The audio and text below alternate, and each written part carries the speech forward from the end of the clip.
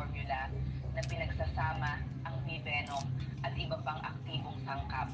Mayroon itong anti-inflammatory, analgesic at circulation boosting properties na nakakatulong na mapawi ang pananakit, bawasan ang pamamaga at mapabuti ang mga sintomas ng arthritis ng mga pasyente sa pamamagitan ng direktang pagkilos sa joint area. May promosyon na 80% Magbayad na daw sila mga inyang gabi pa daw sa mama with free shipping. Bayad. Ang aming B-venom cream ay nakatulong sa higit sa 6 na milyong mga pasyente na pagalingin ang mga sakit sa buto at kasukasuan. Ang sakit ay bababa mula sa unang aplikasyon. Kung hindi bumuti ang iyong osteoarthritis, I-skip mo nga yung be. i-refund namin sa iyo ang 200% ng halaga ng iyong... Hindi nakakilos si Gabriel. Parang may malakas na puwersang pumigil sa kanya para makagalaw. Tapos ay napatitig siya sa isa sa mga Mary tao Jane. Pero kakaiba ang kanyang pagngiti. Mary Parang Jane. Tapos parang napupunit ang kanyang Oh, labi. Mary May Jane. dugo. Daming na May to. puwit sa gilid ng pisngi. Tumutulong na din ang laway nito sa gilid ng kanyang bibig. Tumindig ang balahibo ni Gabriel sa kanyang nakita. Isa sa mga bata sa convoy ang biglang umiyak ng dahil sa labis na Tusog takot naman na ilang to. sa isang iglap na palingon ng isa sa mga nilalang. Dahan-dahan itong tumingin sa direksyon ng bata. Hindi yun basta ordinaryong tingin lang. Tingin yun ng isang gutom na halimaw. Hindi man lang ito kumukurak. Parang sa kanyang mga mata. Parang ibang tao sa paligid, kundi ang bata lang. Kasunod nito, munting kumalaw ang nilalang. Tila may nagsimulang kumislot sa ilalim ng kanyang balat. Para bang may pilit na lumalabas mula doon. Ano yung daghanan? likod ay lumubo. Kusog na yun. Unti-unti ring lumaki ang kanyang mga braso at balikat. Ang kanyang leeg ay Kusog umaba na yun at siya ang yan. ay Kalok mas ka. bumaba ng mas malaki sa normal. Kasabay nito ay ang pagtubo ng matatalim at mahabang pangil.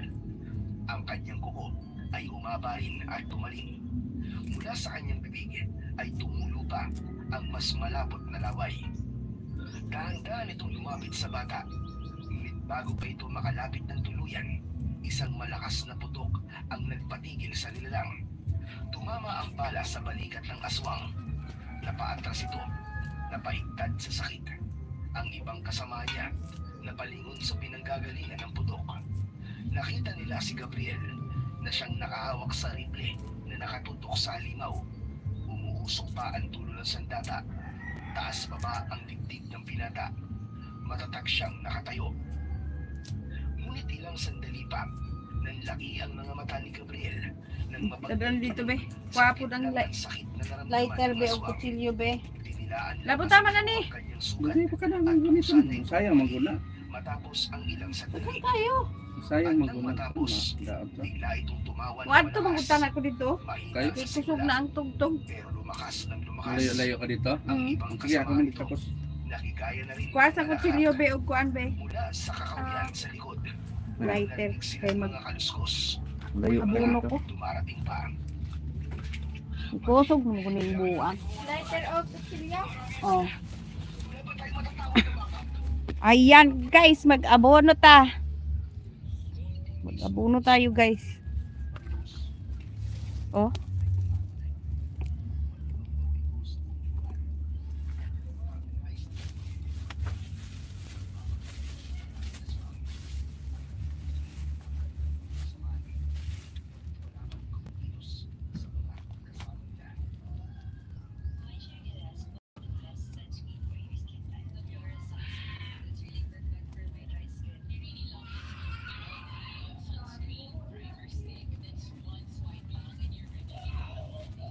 I'm going to put fertilizer to my plants. Direta. Direta mo ilagay sa aking mga sibuyas.